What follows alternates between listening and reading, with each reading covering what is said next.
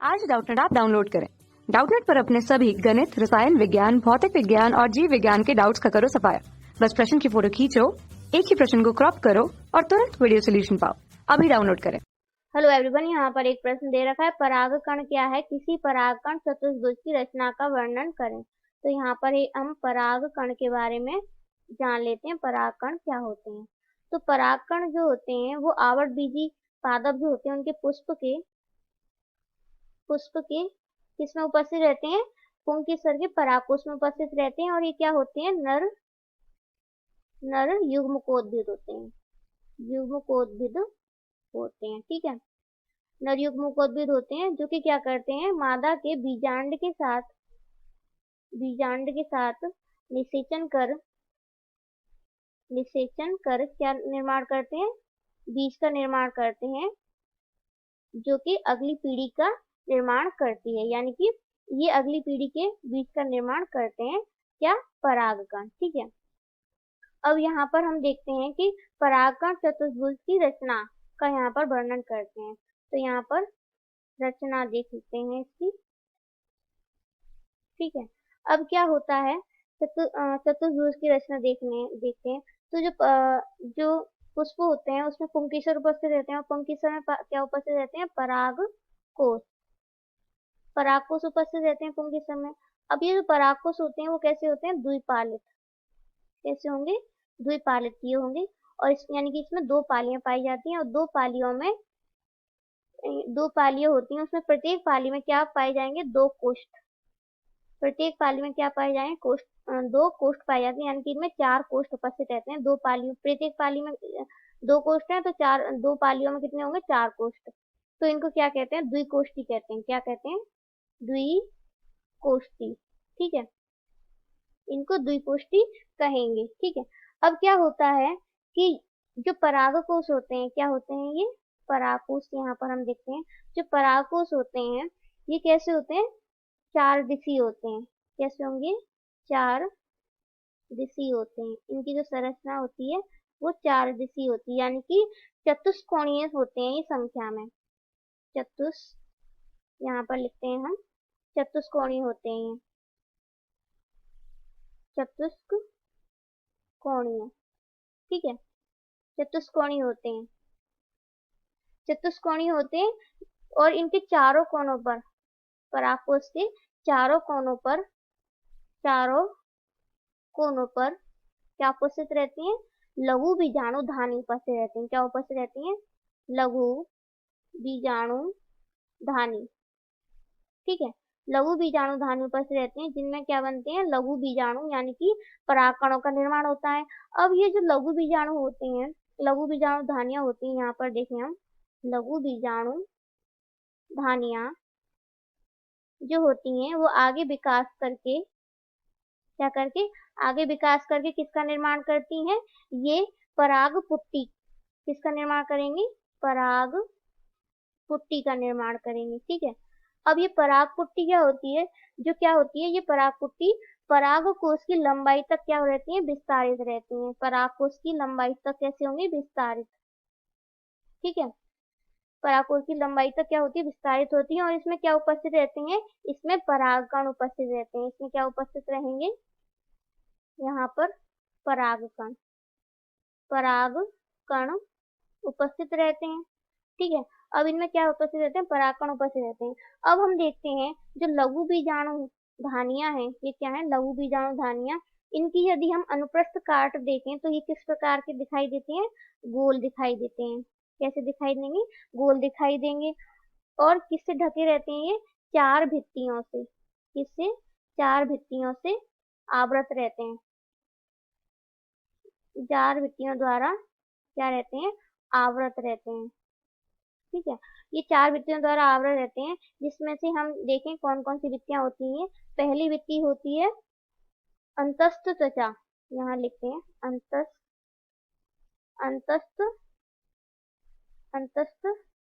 त्वचा। अंतस्थ त्वचा होती है। दूसरी कौन सी होती है? अंतस्थीसियम।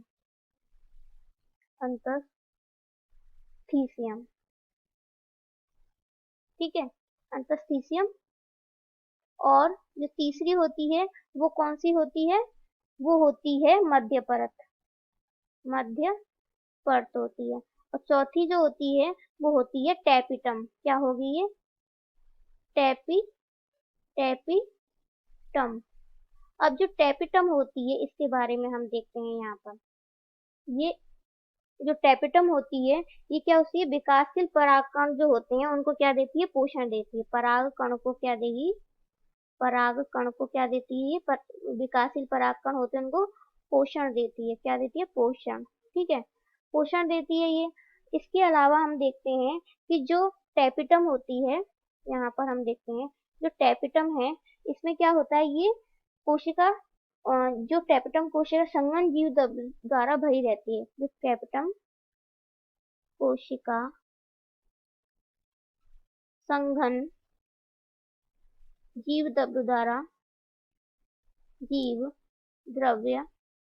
द्वारा क्या रहती है, भरी हुई रहती है। ठीक है, जीव द्रव्य द्वारा भरी रहती है और ये सामान्यतः एक से अधिक केंद्रक युक्त होती है। कैसी होती है, सामान्यतः क्या होती है ये, इसको वापस लिख लेते हैं। जो टैपिटम होती है वो सामान्यतः, यहाँ लिखते हैं, सामान्यतः एक से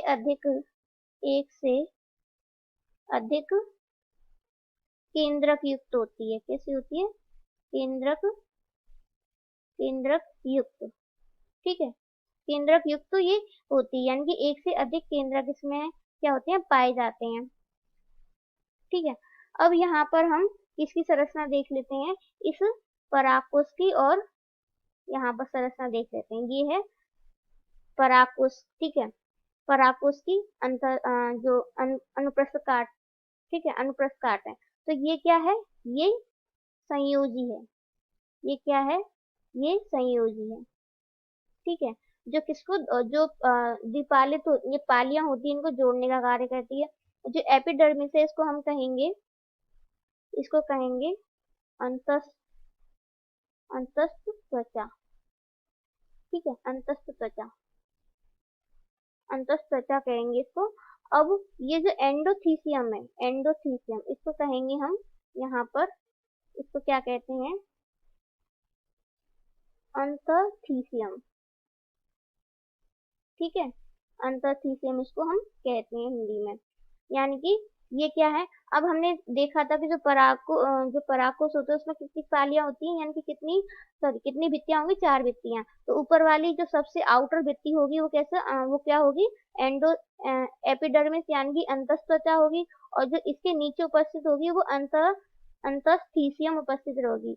और ये क्या है, स्पोरेंजिया टिश्यू, यानी कि ये क्या है, यहाँ पर लिखते हैं हम, ये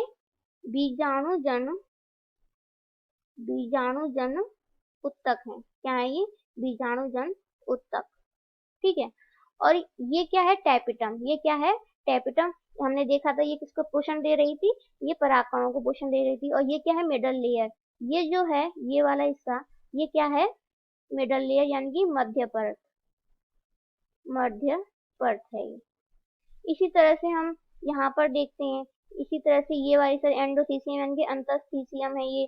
और ये क्या है, ये है अंतःत्वचा है। और ये माइक्रोस्पोरेंजिया, जो यहाँ पर देखते हैं ये क्या है, माइक्रोस्पोरेंजिया, यानी कि इसको कहते हैं गुरु बीजाणु मात्र कोशिका इनको कहते हैं। ठीक है, जिनसे किसका निर्माण होता है, गुरु बीजाणु का निर्माण होता है अर्धसूत्रीय विभाजन द्वारा। और ये क्या है, टैपिटम। हमने देखा ये टैपिटम जो पोषण देने का कार्य करी। और ये मिडल लेयर यानी कि मध्य परत। इसी तरह से ये वाली संरचना हम देख रहे हैं, इसमें भी ये क्या है, ये एपिडर्मिस यानी कि अंतःत्वचा। ठीक है, और ये क्या है, एंडोथीसियम, यानी कि ये है अंतःस्थीसियम। ठीक है, ये अंतःस्थीसियम है।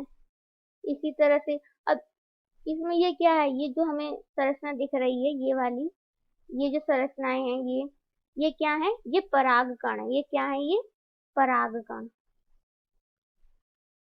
परागकण, ये, और यहाँ पर क्या उपस्थित रहेगी, टैपिटम उपस्थित रहेगी, टैपिटम। ठीक है, तो ये क्या, और ये संयोजी है ये वाली संरचना। तो इस तरह से हम यहाँ पर इसकी संरचना देख ली और हमने किसी परागकण के चतुर्भुज की रचना की व्याख्या करी। धन्यवाद। कक्षा 6वीं से 12वीं से लेकर नीट, IIT, JEE वो एडवांस के लेवल तक 1 करोड़ से ज्यादा छात्रों का भरोसा। आज ही डाउनलोड करें डाउटनेट ऐप या व्हाट्सएप करें अपने सारे डाउट्स 8400 400 400 पर।